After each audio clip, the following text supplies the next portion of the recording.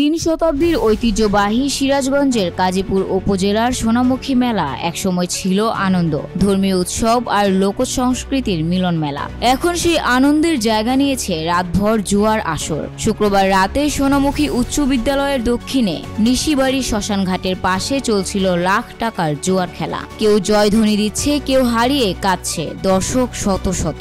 স্থানীয়রা বলেন প্রতি রাতে লাখ লাখ টাকার খেলা হয়, কেউ এক রাতে সব হারায়। অন্যজন জানান অনেকে বাড়ি বিক্রি করে হেরে গেছে, তবু ছাড়তে পারে না। এক বৃদ্ধের আক্ষেপ, আগে ছিল গান, কবি গান, পুতুল নাচ, এখন টাকার খেলা আর মদের গন্ধ।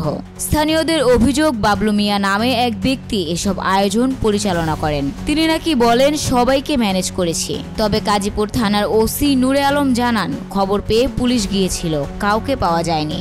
ইউএনও মোস্তাফিজুর রহমান বলেন এটি ঐতিহ্যের অপমান, ব্যবস্থা নেওয়া হবে। তবুও প্রশাসনের বক্তব্যের ফাঁকে আজও জ্বলছে সোনামুখী মেলার রাত, যেখানে হারিয়ে যাচ্ছে ৩০০ বছরের ঐতিহ্য আর জেগে উঠছে জুয়ার অন্ধকার।